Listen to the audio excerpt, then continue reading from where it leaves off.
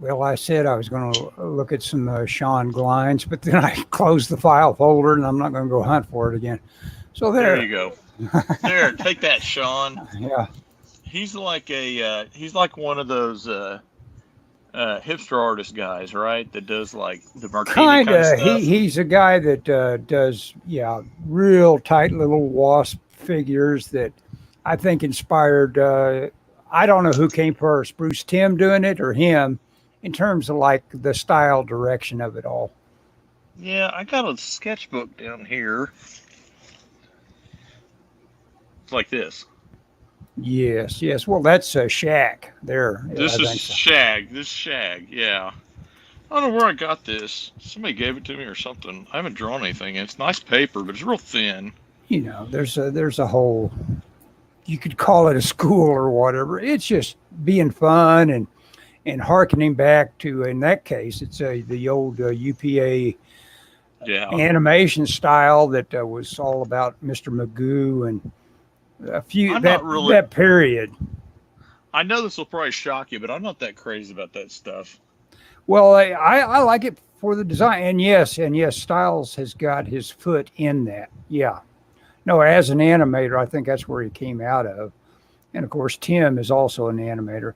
So all these Right. guys that are animator are going to have some of these people that says, yeah, this guy gets it, and Yeah. and part of it will be that period when UPA was saying, no, it's not the only way to do things. You could be having fun with just design and not rendering the hell out of anything, and just do it with a block with a shape.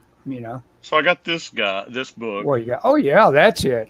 See, now by that's what the art by heart. But art he's by the art. The guy that vomits out art books more than anyone else I've ever he's heard of. good Whatever though. he's He's good done, though. I don't know if I go that far. I don't know where I got this. I don't. I know I didn't pay a lot of money for this. Maybe I got it at the. But anyway, at one point, somebody. Oh, there's a whole story here. Somebody, and I don't know if Dan's on here, but I'll say, man, hats Oh, off let to me check. Dan. Yeah, No, check to see no, if no, Dan's no, on. nobody's on here. Oh, hats off to Dan because when so well this guy's like, I want you to draw a story for me, but then it's like I want you to draw like this, Uh huh. and he kept sending me that kind of Mr. Magoo crap, and I'm like, I don't want it, But the problem is, if you're like, man, I really want to work in comics, you're like, this will be my big break. Now, what I've realized is, if you fall for that kind of, this is what I need to do to get my big break kind of crap, then it's Hmm. like, well, that's not really your big break because that's a different style than yours, Yeah, yeah. No, you no. know. There's So if you want to draw like that forever, then that's what you should do. But if that's not something you want to do, then you should not. yeah. You ought to send out what amounts to your reel and say this is what I Yep. do, and if somebody likes Yeah. that, If that's what you end up doing. Right. And Hopefully. so hats off to Dan because when Dan asked me to do Black Cricket, Hmm. the pages he showed me were anime looking or manga looking or however you want to think of it. And I said, well, I don't really draw like that. And then, Dan is now with us. He says, "Hey oh, okay. guys, what's the haps?" Yeah. Hey, Dan. So I was just talking about you because we were talking about the UPA style Mr. Magoo kind of comics or cartoons. And I was telling a story. I'm sure I probably told this about somebody wanted me to draw something, and they're like, "That's what they want me to draw," and I kept messing with it and showing them stuff because Yeah. I was, like, oh, I It's wanted, it would be almost impossible to turn a corner and produce anything anybody was going to like if you hadn't already dabbled at that and were going down a road that took you to that style. oh, but a lot of people do. Hmm. I think a lot of artists will, they will alter their style so that it looks like what they think because they want to get, even if they don't are not like this is going to pay me a lot. I think they are just hungry for uh, you know work. Hmm. or exposure, or however you want to, And so when Dan approached me about the Black Cricket, I said, well, I don't really draw that way, but I can, and any time I've tried to put in a little bit of big eye, or he's like, no, knock it off, do your own style. I wonder who is the most chameleon-like of stylists out there. Who could do anything? I'm trying to think of anybody that ever was able to pull that off. I think the modern version, like in mainstream comics, I would vote for Stuart Eminem, because he's done a lot of different styles. Mm-hmm. I mean, I'm not talking about like I did an illustration like Bruce Timm. I mean, he's done comics that are completely different styles. Hang on. I don't know if you're a big Stuart Eminem fan. Of course, is very good. I'm not sure I know the name very well. I probably am a fan. The moment you show me his work, I probably am a fan. Because I don't know, there's certain levels that you get at, and it's like, yeah, I gotta like that. Damn, that's good. Yeah. I like everything. I like everything when it reaches a certain level. Remember Herb Trimpe? Yeah. Herb Trimpe actually it was kind of forced into it, wasn't he? They probably told him all the time, say, look like this. And he says, well, oh God, okay. Look like Liefeld towards the end of his career. Oh my God. Yeah. He did a series of articles in the, I think the New York Times that talked about that. Okay. I have a couple examples of Stuart Eminem stuff. This is what Dan says. Well, he radically altered his style in the early 90s to look like Image's style. Yep. And it was just not good. Well, I mean, someone comes along and tells you, you're not good enough, or you got to be this or that. Yeah. Okay. So I became a fan of Stuart Eminem a few years ago when he was doing all this stuff at Marvel. And so this was the stuff that kind of caught my eye. I bought a sketchbook of his, but this is kind of what I call his, he does more mainstream style, but this is very, I would call it loose mainstream. Like, look at that figure right there. Mm-hmm. Okay, so he does that. And then he did this book called Next Wave. It's kind of the same style, I guess. It's a little more, exaggerated. Mm-hmm. But it's very similar. It's very, Then he did this book that he self-published called Russian Olive to Red King. Russian Olive to Red King. Russian Olive. Apparently that's a chess move. This is a little looser. Now this was done as a web comic, I believe, that got collected. Okay. Then he did this. This is called Moving Pictures. It's another one. Look how loose that is. Mm-hmm. Well, I don't see anything loose there. I see something that has been reduced to simplified. Simplified shapes. David Mazzucchelli. He's probably another one. Mazzucchelli's done all kinds of stuff. Mazzucchelli. I think I've heard that. Let me get one more Stuart Eminem book. In fact, I want to read this book, so I'll keep it down. Sorry, I'm in the next room. I wonder if that style you showed at the end and called that loose, if that didn't cost him more effort to get there than some of that other stuff you're calling not loose. Well, probably. I know he practiced. Okay, so this is, what the heck is this called? I don't even know what this is called. This is a book, Slipcased. This was the last book that Ad House printed. And again, he did this, and there was, in the online version, there was a flash animation. Oh, yeah, I like that. I like that format. Oh, yeah, it's a little clunky to read, but this was, he put it on Instagram, I think. Yeah, that's Tumblr. That's probably why it exists like that. That's what I'm doing with my strip. I've got it in that one format, and I was conceiving of it as a one panel, one page turn. You know, Even at one point, let's see if I can find it. I'm not gonna be able to find it. In the back. Oh, okay. So in the back, he even made a little pop-up. Oops. You can see that little pop-up book or pop-up thing. Mm-hmm. Because his idea was that he might do something, but anyway, he went. I don't know. I am a big Stuart Eminem fan. Yeah, I don't know why I can't think of what the name of this book is not on here anywhere. I can't, and it's something really strange. Anyway, Does he write his stories ever, or is he always bound to a writer? well, he has written some stuff, but his wife is a writer, so Well, that always. you know what? I don't know if he's ever written anything by himself. Okay. But anyway, so either him or David Mazzucchelli, even though I don't know if he's considered contemporary, but I like Mazzucchelli, and of course you're familiar with some of his stuff. Oh, I think so. Didn't he delve into Batman? Oh, okay. Did Batman Year One, Daredevil, Born Again. Yeah. I think I remember that stuff. Again, though, I can't tell you when it died inside for me in terms of like going to comic book stores. It's been a long time.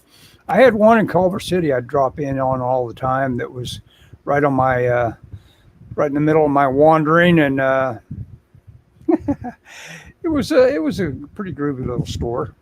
I wonder what the name of that was. It was right next. There cannot be that many comic shops in Culver City. Oh well, Culver City's a semi-gigantic concern when you think about it. It's, oh yeah, Culver City is heck. It's what they used to think of as the heart of Hollywood. Yeah, but how many comic shops are there? Well, I don't know how many comic shops. I mean, okay. Let me ask you this. I always hear about like in Hollywood, there's all these like weird little like bookstores and stuff. Mm-hmm. Is that where that kind of thing is? Well, like the one on the bookstore that was featured in True Romance with the what's his name? Never seen it. Oh, you never seen it? Oh, well, that was. But I bought it. Worth catching. You bought it. I went to a comic shop that sells. I paid a whole $3 for it because last time that came up when I was with you, you said, "Oh my gosh, you haven't seen that?" Yeah, because it's got Tarantino all over it. Of course, he was the writer. Yeah, and his pal that I think he collaborated with on almost everything early with this one guy. But that comic book store, that's like a Sunset Strip example of what you'd get if you used to, I don't know, rentals and stuff like that. So much just can't exist the way it used to exist. I've named this stupid show Radio Live Transmission because I've all of a sudden been catching up and got an earworm with Joy Division. Which dates back to 1976 and that era. And it's like, and you hear these musicians talk about, oh yeah, that's who did it for me. Joy Division. Never heard of them. And yet they've been around all that time. And they actually have a feature film about the guy that committed suicide, 23. I haven't watched that yet. And it's like, okay, now how did something that was going to be so influential for all these creative people, how did I miss it? I don't know. It went right over me. I feel like that's one of those deals that a lot of people say, oh, it's a big influence after the fact. Yeah, maybe. But, when it's somebody like Henry Rollins saying, oh, yeah, these were the only guys. He wouldn't lie. Yeah. With that neck, he wouldn't lie. No. He'd never lie. But, I mean, I just think there are things that people are like, I think comic stuff is the same way. It's like, Who's your big influence? Oh, it's Jack Kirby. And you're like, you've never looked at Jack Kirby in your life. Yeah. You know? Yeah. Well, it's like me. I'd start to tell somebody, oh, well, I wouldn't be an artist if it wasn't for Frank Frazetta. And, And they're like, hey, what? what? You don't look anything like You Mike don't look Hoffman, anything even. like- You don't even look like Mike Hoffman. You don't even look like the second-rate Frank Frazetta. Oh, yeah. Hey, I like Mike Hoffman. I about that book of his, so I'm not. Yeah. No, Oh, yeah. I hate no Mike. He grates. He is great about reducing what it is he does. He's made a study of it, and Yes. he can hand it to you as a tutorial. It's good stuff. Yes. So I'm working on page 7 of Holiday Invasion, 7 of 8, and Cool. I'm hoping to be done this weekend, Dan. I'm probably not going to work on it tomorrow though. Afternoon. I'm going downtown. I think Ellis. Wow, hot, isn't it, or not? No, it's supposed to be in the mid 80s. It'll What? feel like yeah. What causes that tomorrow? Just decided to be cooler. Global I warming is a don't know. mysterious beast. I ought to mow the lawn. That's what I ought to do. You ought to, or you ought to join me downtown if you want to. But What time? The usual? 11 o'clock? yeah, I'll be there about 11 probably. I at work I currently have 40 and a half hours, but I signed up to give blood, so I'm getting paid overtime to give blood tomorrow, which is not really what I planned on doing, but I don't want to back out. Hey, Dan says, woohoo. Yes, woohoo indeed. He's glad So- you're on it and doing it. I am glad. I'm glad I was hired for the job, and I'm glad to be doing the job. And yeah. Thanks, Dan. I'm hoping that it gets. I hope we make the cut. I think we'll make the cut. And, I'll make that my exercise tomorrow with you, Scott. Come down Oh, here. okay. and It's just like you say, you guys gotta break it up here and there. Gotta do a little. I believe so. Now you may Yeah. have proven otherwise. No, well, I realized, that I do get a lot of joy out of being a robot, but Yes. Oh, don't get me wrong. Hey, I'll join you. I'll join you, but I need a ride. Where's he at? Minnesota or Who's something? Dan? No, Yeah. he's like in North Carolina, I believe, or South. Oh, North North Carolina. of South Carolina, yeah. Well, I'll tell you what, call an Uber. Yeah. When I was at the plant in Princeton, Illinois, I kept joking that, this town of like 3,000 people, and anytime there was like an idea that I'd be left somewhere, I was like, don't worry, I'll call an Uber. I'm good. I got it. And they're like, there's no Uber. And I go, no, look, there's one. It's only 2 hours away. It's on the south side of Chicago right now. And they're like, what? They're simple country folk. They didn't get it. Yeah, those simple country folk. The deal is the world's gotten so much smaller that Oh my gosh, you can't even act like you're more sophisticated than somebody that comes from the smallest little podunk anywhere, really, because they ought to all have a chance to be exposed to the most the nastiest of everything. It's all at your fingertips now. The most horrible stuff has been disseminated to everybody. Yeah, No one is free. Burlington, North Carolina. Oh, there you go. Yeah. I knew it was North Carolina. I was paying attention, Dan. Let's see. So last night I was on, not me, but my art was on a YouTube thing. It snuck up on me. They emailed me like late in the afternoon. It's like, hey, we're gonna review, because I sent them A review. That's cool. It was a review, yes. And danged if I can figure out what the name of the YouTube channel is. It was Ray Dillon, but I thought it was called. Well, it just shows you they need some God, they do branding or whatever. They 100% do, but and it started at 9, and it was 3.5 hours long. I went to bed. I was so freaking tired. I mean, that's way past my bedtime. And maybe not. But 9 o'clock. What'd you say? No, no. 1:30 or 12:30. 12:30. Okay. I don't know what time you can go to bed. No. I mean, yeah, you have to you are an extremely early riser. You have to start. Oh, things. yeah, I was up by You have 5 to o'clock. warm the coffee up at the. Next at the week shop. God, next week I gotta open the building. Yeah, that sort of stuff is what goes on in your life. Yeah, dude, today was terrible. I told somebody I could walk out and never come back and wouldn't miss the place. I said, I doubt they'd miss me. Well, that's the deal. It all just covers you. It was just a bad day. Yeah, No big deal. They That call stuff that- washes off me. I get aggravated at work, and then I go home, and it's cool. You know. Mhm. Well, and I get to draw comics. I knew I'd get to talk to you, and probably Dan would be on the thing tonight. So, you know. Uh-huh.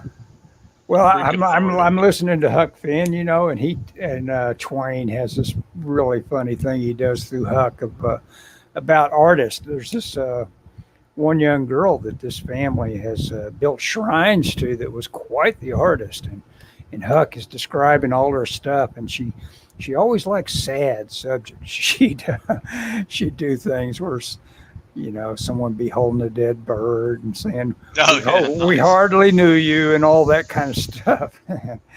But he describes one of her projects that she was doing, but right as she died, so it's unfinished. And so she had done the arms in 3 different positions, one over her head and one reaching down to hold things, and one held wide. And Huck's reaction to it says, I guess it was, it was to show the planning of how it could look in any direction. But to me, it was a little too spidery. So he couldn't look at that one too well. Oh, yeah. I thought, all those tryout arms. Yeah. I got a drawing book, and it's got some famous artists that their drawings was like that. You could see. I don't know if I do that all the time. I got one right here where I got an arm where it's straight back out behind him, and then one where I decided it would be better to tilt it and have it coming in toward his holster, which he doesn't have, but I could add one. Yeah. Oh, yeah. Okay, so cool. You're going to join me, unless you text me. I invited. Yeah, sure. I invited Kevin to join us. I guess this refers to probably going Kevin downtown and Alter. meeting us. Oh, no. I think he's being on. Okay. Well, I'll send the Uber for Kevin, too. I don't know where he's at. Just wait by the phone, and they'll call you when they're in your driveway. I heard a He may review. be talking about the live stream. Oh, the live stream. Okay, well. He may have been. I don't know. Oh, so you guys are doing a live stream pretty often? No, too. this live stream. Oh, okay. I don't know what we're talking about. I don't either. I'm just a So moment guy. So I was on this, my art was on this thing, Mm-hmm. and I was the last one. There was another guy, and he submitted like an entire comic, and I sent it in 4 pages. I didn't send. Here's the mysterious Kevin. He's your inker. Hello, he says. Yes, this Kevin. Okay, now I get it. Now I'm caught up now. Kevin's the inker. He's in West Lafayette, Indiana. Oh, really? I thought he was in North Carolina. Sorry. That's the deal. This, that sort of thing, this happens with 3D projects all the time. You just spread it out, and it can be Italy and wherever, and everybody's saying, okay, I'll do this or that. I'll rig that, and everybody does a little thing, and it all comes together. Somebody is doing the aggregation of it all, and kapow, you got a little short. I'll work out of the Italy studio. Well, that came to my mind because the guy I'm thinking of was the rigger for heavy iron. And man, that guy went on to great fame with like Star Wars. This one guy that the Star Wars animation that was pretty popular for a while, and he was considered their secret weapon because if you get somebody that can really rig the life out of something to where the animator's job is just that much more smoothing it. buttery Makes and sense. smooth, it's going to be everything to it. And so that was this guy. His name was Carlo. And, Carlo the animator, or well, Carlo the rigger. I learned one thing culturally about having a guy, and he was impossible not to like. But I tell you what would get him on the wrong foot is mentioning something like your enjoyment of The Sopranos. As an Italian, Oh boy, he'd hate a me. true Italian, he absolutely hated the mafia, hated the idea that anybody could find anything palatable about the mafia. And I guess it was just that cultural experience of his that it's like, let's round these bastards up and hang them. That's all he wanted to hear. Sense. I mean, that makes sense because supposedly that's, Mm-hmm. Yeah, I mean, as much as I like The Sopranos, God, people like that are like a scourge on society. Oh yeah, I mean, everyone everything they touch. Tony's orbit is doomed. Yeah. It's like you just if you're around somebody that has no. It's like you expect empathy. It's like when they learn that guy the guy that was in Terminator 2, that he had the gambling problem. Oh my! Well, Tony tried to talk that guy out of gambling, but he kept doing it. Exactly. That was his empathetic moment. Okay. Yeah, that was his empathy moment. And then the moment he'd done it, it's like, okay, we're busting you out. It's like, wait, don't you realize what that'll do to me? No, I know exactly what it'll do to you. And we're doing it. The ironic thing about that is that's what got Tony in trouble, though, because he ordered the airline tickets from the guy, and then he gave one to his mom, and then she got busted at the airport. Oh, well, I guess I didn't. I've forgotten that little detail. I just remember. Well, you got to watch it 3 times like I am. On my third go around through The Sopranos. Carlo would be baffled by you watching it 3 times. Yeah. My grandmother's Italian too, so you'd think. Oh, really? Yeah. It didn't come through to you. My grandmother by marriage. She married my grandfather. I'm not Italian, but no. Isn't it amazing that when you think about all this the anti-Semitic stuff that goes on, that the Jews run Hollywood, and then someone says, yeah, he said that, and this is Norm Macdonald says, oh yeah, but then he apologized and he got the word he's going to be allowed to work again. Yeah. Wait, what? Wait, yeah, and but on the flip side of that, it's the Jews and the Italians. Think of that you got these type of cultures that are strictly like you think of in the streets of New York. I'm not having this. Oh, you're not having this conversation. No. But it's a true phenomenon of so much, and I mean these guys are like, because that was the dynamic that was going on with the old Gilbert Gottfried show about movie trivia. The Amazing Astounding podcast was the other guy was Italian, and you see that a lot on TCM and like that. It's like the host is either Jewish or Italian, and it's like Martin Scorsese.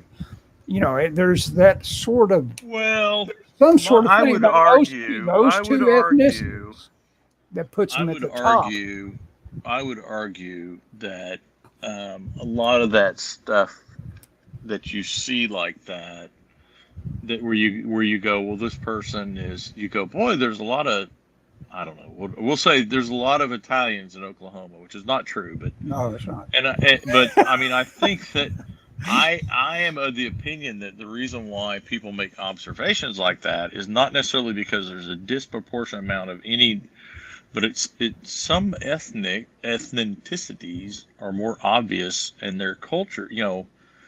I mean, their culture makes more of a, not a splash, but you go, well, like for example, say if you said there's a lot of Jews in Oklahoma City. Again, there are not, but if you There's thought that, not. well, why would you think that? Well, it might be because there was a lot of Jewish delis or synagogues, or you know what I'm saying? They're visible outward expressions of their evidence of being there, their culture or whatever. Yeah. Mm-hmm. So I think in some of that kind of thing, it makes you go, well, there's a lot of them. It's like, well, are they just more visible than other? It's like races? Sandler had that thing where he has fun. He has a lot of fun with it. Like he supposedly he's got a Rodney Dangerfield anecdote where Dangerfield kind of pulled him aside and says, "What are you doing? You're telling everybody you're a Jew." That apparently bugged him, but for Sandler, it's all about. I don't even remember my point when I tried to do my Dangerfield impression. It was a good Dangerfield impression, though. Oh, well, thank you. Yeah, not great, but it was good. I get all my laughs off of the old Norm Macdonald show. It's amazing to look at that thing and realize all these people yucking it up. One of Norm's favorite jokes he told to Bob Saget, who, of course, was going to be dead in months. He says, "Okay, you want to hear my Johnny Carson on 911?" And so Saget does the 911 bit. He says, "911, what's your emergency?" And Norm goes, "Yes, this is Johnny Carson. I feel like there's a yak on my chest." And that's it. That's the whole joke. That's kind of funny. Yeah. I mean, especially if you're good at the impression, which Norm is good. There's a yak on my chest. He used that as one of his go-to, like when he said yak, he was going to kill with it. Yeah, death by yak. Yep. So what else did I say? So we've been up to, Ellis. Well, we had a discussion recently, didn't we, about and it's funny. I've written it down phonetically. I used to pronounce it Mel. Let's see. Mel no. How did I used to pronounce it? Mel knee. Mel knee. Oh yeah, N-E-E. Mel knee bone. See, I always pronounce that Melnibone. Meldebone, huh? Well, Melnibone. Well, the guy pronouncing it on the audio book, and I've got to go with him, is Melnibone. Oh, that's right. I've listened to that, and I remember going, "What's he talking about?" It's like, oh my gosh, it's about Elric's house. That's not. I have a hard time saying that. I think it's like the British aluminium. He's adding syllables. Yeah. That's not how that works. Let's see, I just know that I just know to wear a red carnation, so I know me. Yeah. Everything else, I'm lost. Okay, this is Dan. Norm was amazing, and Gilbert's podcast is must-hear material.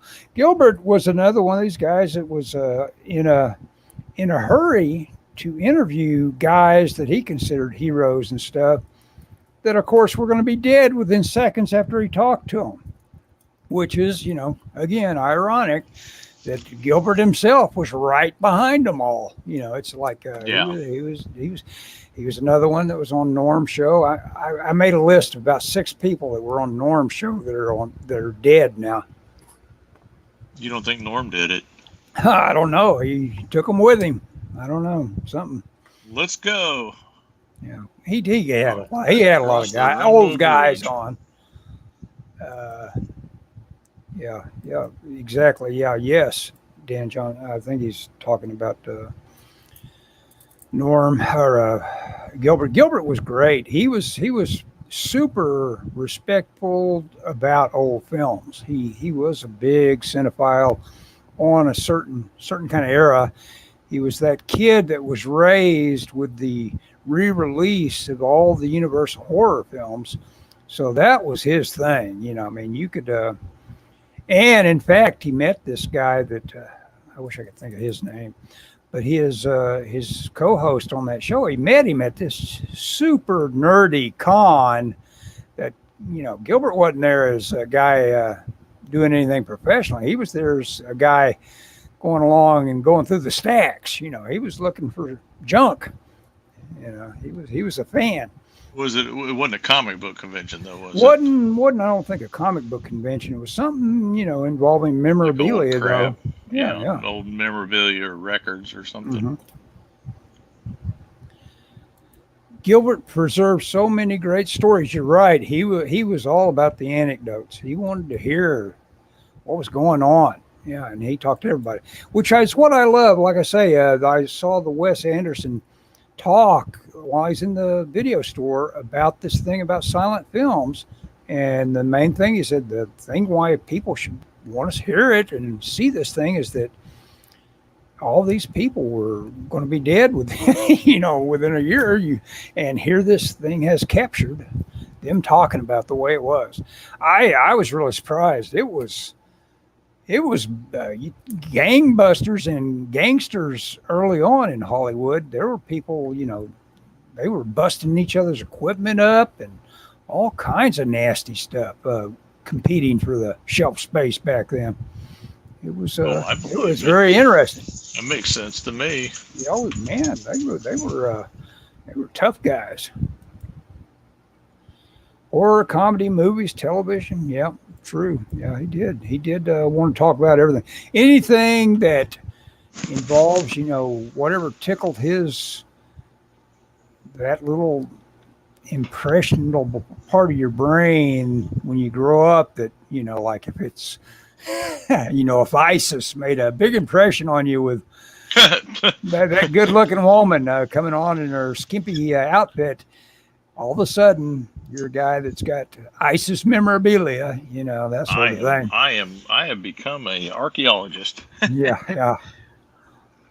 You know, skimpy little mini skirt, and that was all you waited for, was for her to show up. You know, it's like, okay, these I was a little kid. I probably wanted. I never recalled liking that show that much. No, it was stupid.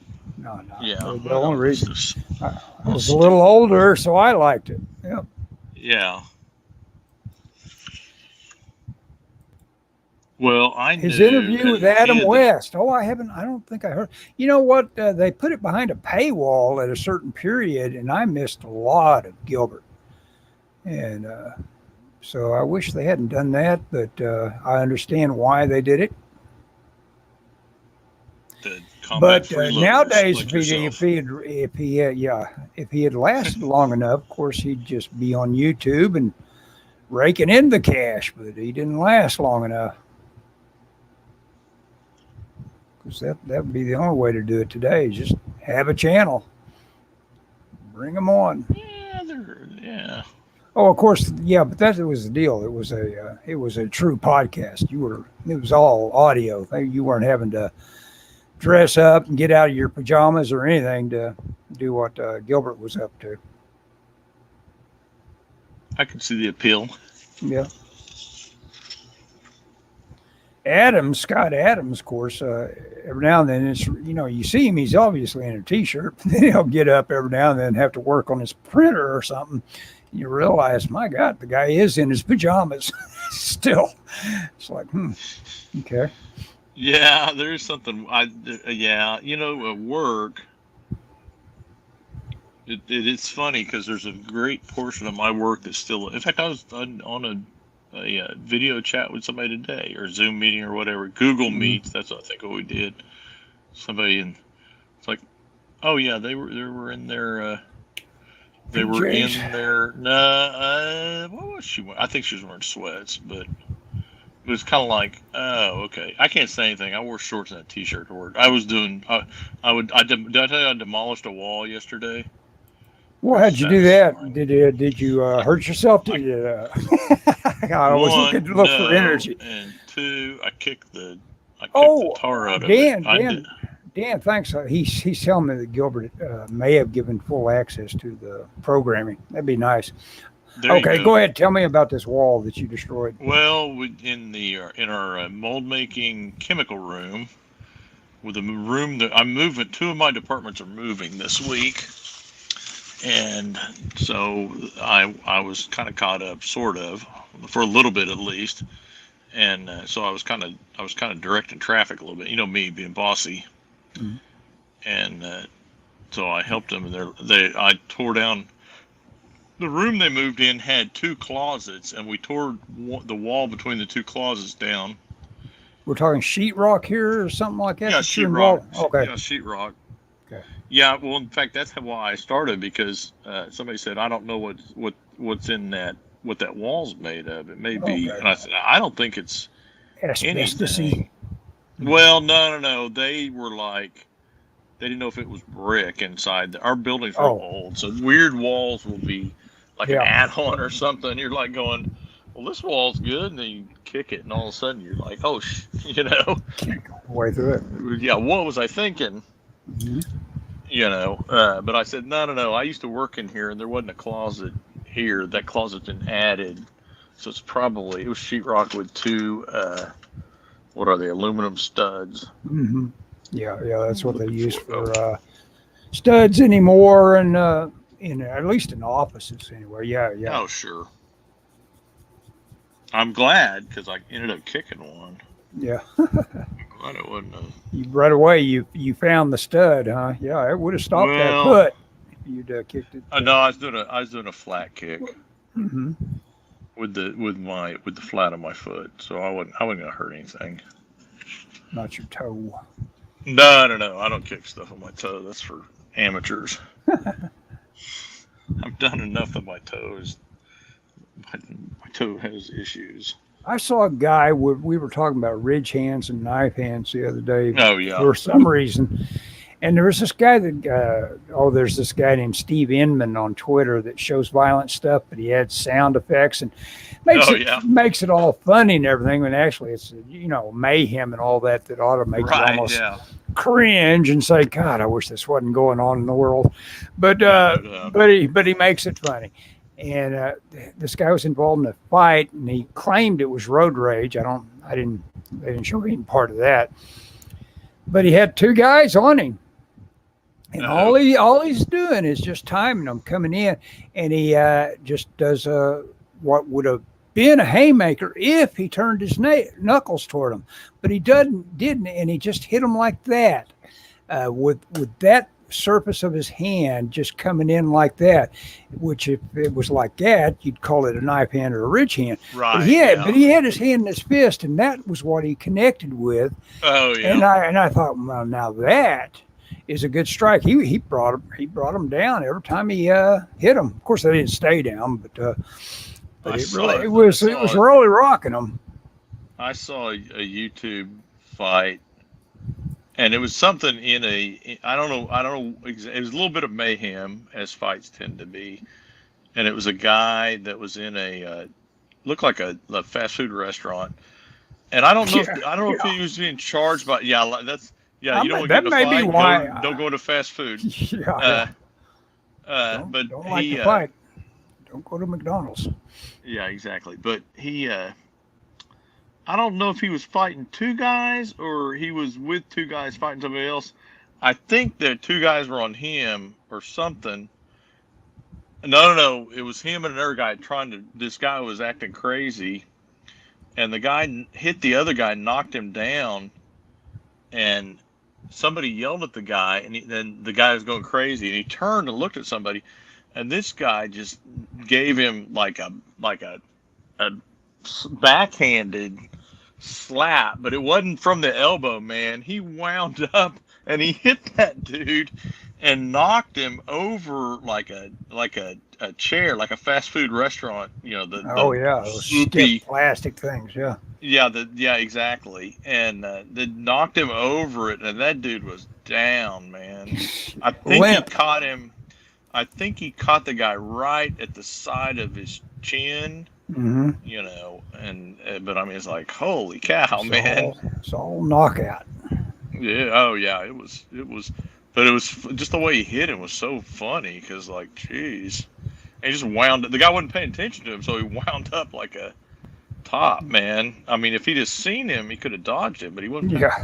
That if you're gonna go you know, crazy, being blind, McDonald's- but being blindsided is Yeah. almost a sure way to get knocked out. I mean, it's like Yeah. Well, especially where he the hit ones him, you don't 'cause he see. Yeah. caught him. He caught him right on the carotid artery, man. I mean, dude. Mm-hmm. Yeah, that is supposed to And be he quite went the over the chair, and then kind of slid down where his head was where the seat was, and he kind of slid out into the floor, and he was just like a sack of potatoes, man. And if that guy's smart, he got the heck out of there before he gets charged. Yeah, before he gets charged Yeah, with you don't being hang around after that. I don't care if you're in the right. You don't hang around. They're not going to give you a medal.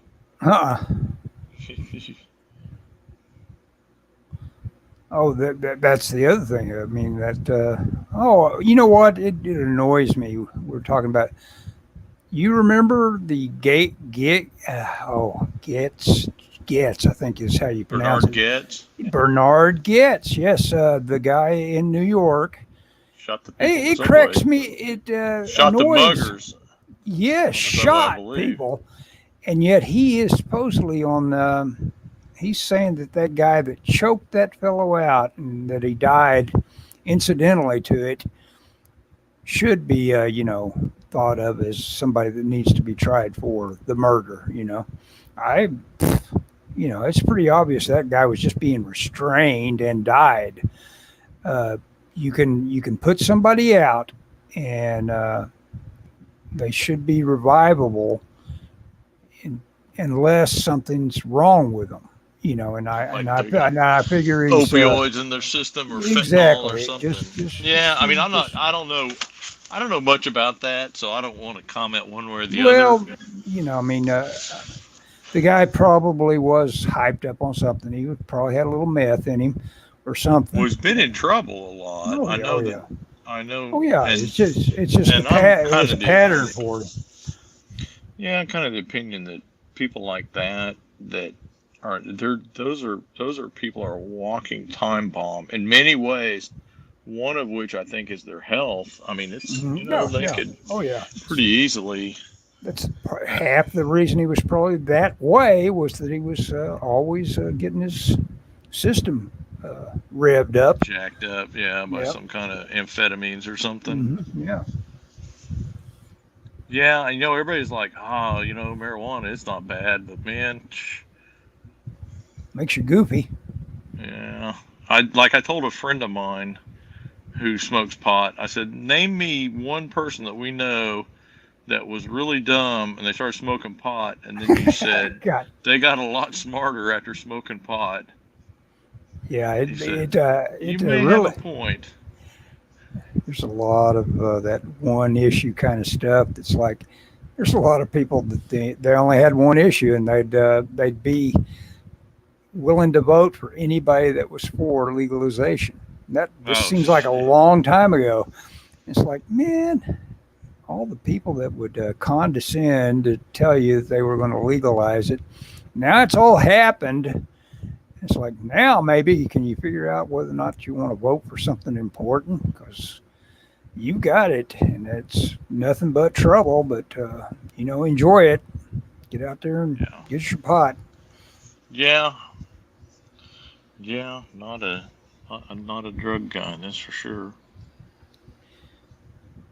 But if it was just a big deal to you, and it was obviously a freedom issue, it's like, hey man, I don't want the cops stopping my life dead because I smoke a little pot.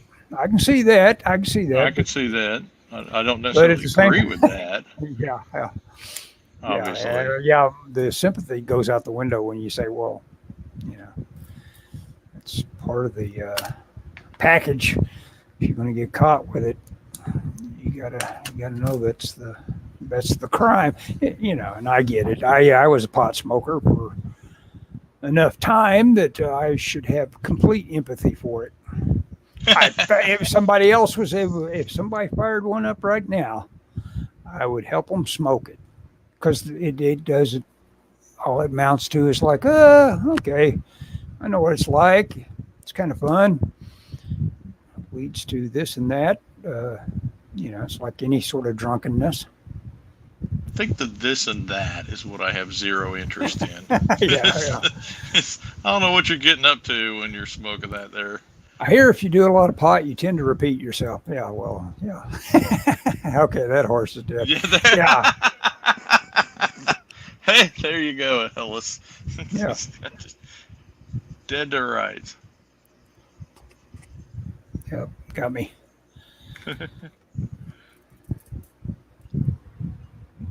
So have you been out walking in this heat, or what do you? I mean, I did it today. I'm moving along. I understand fully now from having a year ago had a bad moment that half of it probably was the heat. That was the what.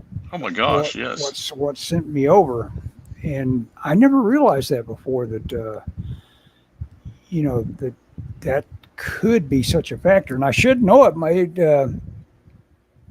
It was probably the final factor in why my dad had a stroke, because he was always out at the lake saying, "Oh, who needs their lawn mowed?" I don't know what the thing was. He had a well-tuned machine, and he would mow friends' lawns, and he'd get out there and that damn. Exactly. he did lots of work for people around there just to do it, and you know, I guess, you know, you're idling out there. If you're not fishing, it's like, oh, so-and-so needs his lawn mowed. I'll get on that. And of course, while he's doing that, he's probably talking to people and drinking beer with them and whatever. I've never in my life, and a lot of people at my work have a lake house. I've never had the desire. I'm not a lake guy. It's like, no. Me neither, but I understand, you know, thinking that fishing would be cool and boating and a few other things. Yeah. My problem is it sounds fun for about 15 minutes, and then you're stuck out there all freaking day. Yeah. So I was on this my book, my art was reviewed last night on this show. It was not any of my current stuff. There's no Black Cricket stuff. It was It was that, you remember that little 4-page story I did about the guy that got attacked at the airport by the people in masks? Where they did the kung fu on him.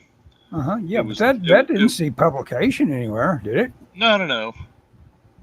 But that was what I submitted. Oh, okay. So these guys review people that just submit their work. Okay. Yeah, just like a little portfolio review, like something you might get at San Diego or whatever. Okay. The girl that was on there, apparently she's drawn a Wonder Woman book, so this was not some putzes. The guy is named Ray Dillon. I think I know him from somewhere. Like I tried out for a book he was on or something. What, are they local? No. They were out of, I forget where. But they so their comment on my work was they liked my work.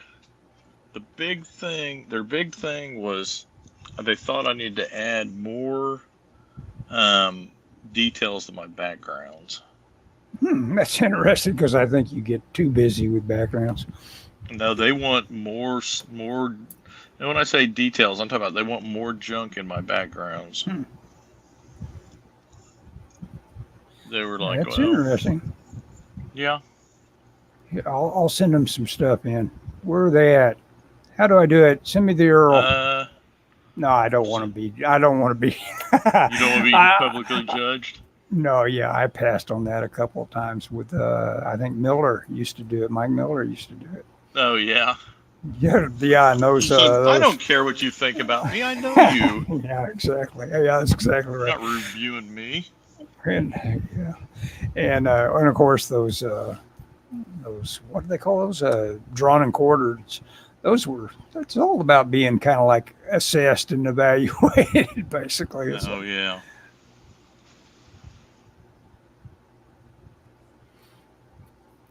See what? Oh yeah, we didn't get any farther into melnimity than Oh no no just no talking the about the fact that pronunciation. the pronunciation, yeah. But that's you showed all you've got. I don't know if those are worth a lot or not, but you've got I all don't know. the daw, Yeah, I got all the Daw books, I believe. hmm It's like which is 7 of them, I cool. think. Hmm. Yeah, in fact, I've read that first one. I don't know if I've read all those. I was really into that stuff when I was a kid.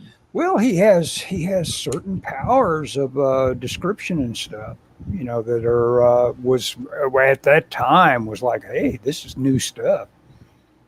Just AI, the backgrounds. Nasser has checked in, and Yeah, there you go. Yeah, Nasser's. Nasser was almost Boy, like he's. he was relevant on that most recent Red Letter Media thing. They were showing all of the super hyper low budget movies that Tubi has that Oh yeah. are gimmicky, that use the title like Amityville and Shark and all the Oh yeah. stuff, that will just bring you in for a super low budget thing. And Right. It's like and yeah. every case, the artwork on that is going to be mid journey kind of stuff. Oh yeah. And of course, it's all great. It used to be, your super low budget offering like that would be just complete crap for their sales presentation of themselves. They wouldn't have a great. They'd have a bad photo or something like that. Well, Now they've got Chat GPT, and by golly, they look pretty well, sweet. that's what I said a long time ago. Is that man? All the artists that do, like, for example, like I think Nasser's even said some of his books have mid journey covers and stuff. Yeah. Artists that relied on that sort of stuff for their income are, going to Hmm. be suffering because Oh yeah. people just why pay somebody when you're like I need a car being driven by a shark with Yeah, whatever yeah. They'll get it. shooting a machine gun. You can play with that all one afternoon and you're done and you don't have to pay anybody a dime. Yeah, and good with the prompts. And Nasser's obviously good with them. He's got some good covers. I get notified when Notification. when Nasser has a new book out every time, and I actually looked inside and read his most recent one that involves Hollywood happenings, Hollywood's Hollywood and detectives, and pretty cool, pretty ambitious kind of stuff. Yeah, I mean, by the way, I'm not a big fan of AI, but whatever. I mean, Mhm. I don't know. The art field is crowded, too crowded anyway. Oh yeah, yeah. Might as well thin the herd. Everywhere you look, I mean, all you have to do, I mean, one of your first IQ tests is like, how crowded is the shelf that I think I'm going to be adding to? You got to add some sort of something new to it or something. Yeah.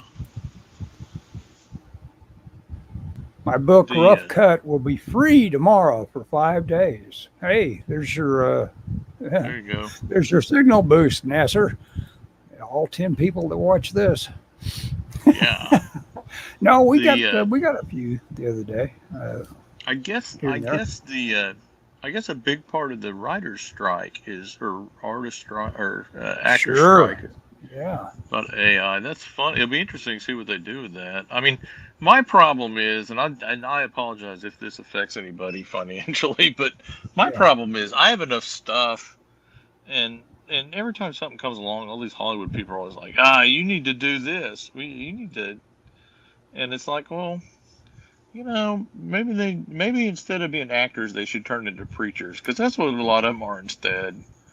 But I've got enough stuff on my shelf, but I'm good. That, Marvel doesn't need to make another movie. I'm completely good, with what I got, and it's not even what I have streaming. What I have physical media of, I'm good. I could.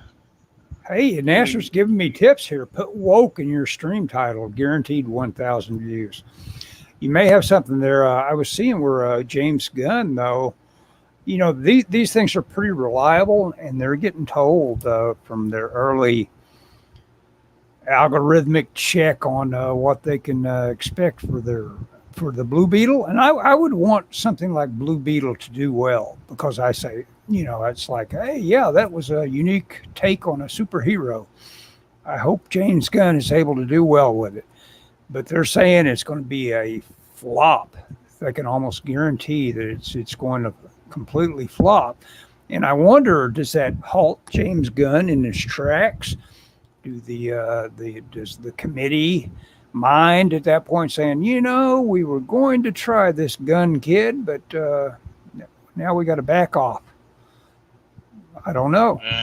I don't have any feelings one way or the other towards him. I've liked some of the stuff he's done, but I don't care. Yeah. Well, I mean, the whole thing is the whole world doesn't care anymore, especially when it comes to superheroes. It's like, that is just about enough, Flash, and they don't care. Flash was the one I wanted to see, but I won't, because that guy that's in it, what's his face? He's a tool. I'm not going to give him any of my money, and I'm going to make him pay for hiring him. Me TV still on the air? If so, I'm good. Yeah, you're right, Dan. There you go. That was Dan, wasn't it? Yeah. Yeah. I mean, I don't. I could watch. I don't watch any. I don't watch any new TV. Can you scrape MTV, Me TV, and come up with new Rockford Files? Maybe you might be able to at this point. Well, why not? I haven't watched all the ones that are out there, so I'm good. I know I'm good. Yeah, there's a lot of them. They're on Amazon, or I don't know if it's Amazon or Freevee, but it's Freevee. They're out there. It's Freevee. Yeah, you can have them. Yeah, I've been watching. In addition to Sopranos, I've been watching the old '94 X-Men cartoons. Oh yeah, that's. Yeah, I guess there was an announcement. I guess they're going to redo something or do more or something. We'll see. They'll screw it up. Marvel sucks. That's what I was thinking about doing tonight. I was going to see if I could challenge myself and do the Flintstones in Alex Toth kind of adventure kind of redesigns, and then I forgot about it. And I'm glad I did, because I'm sure I would have fallen flat on my face. Hey, Scott, it's 1 hour and 2 minutes in. Hey, look at you, man. Hey, there's something that's kind of anime, that splash of energy. Oh, yeah, that's another thing that's coming out. Although the 3 Miss Marvels, good Lord, what are they thinking? Nobody's going to go out and see that thing. Nah, nobody cares about that. Wait till they see the Black Cricket movie. Blockbuster. Well, that they'll care about. That'll save comic book movies. Yeah. Absolutely.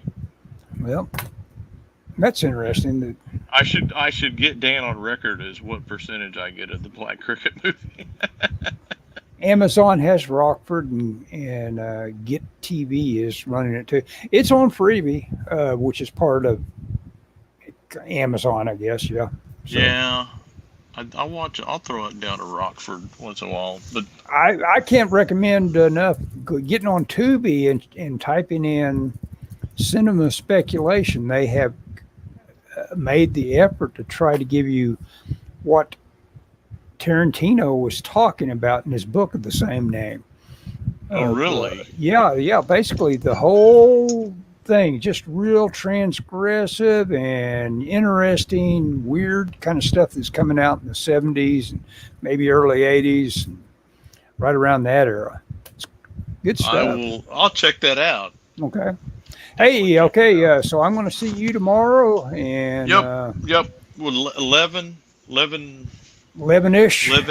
Yeah, 11-ish. If something happens, I mean, I've got like 41 hours, so if something happens and I'm late, I'll text you. Or you can text you or email you or call you. What?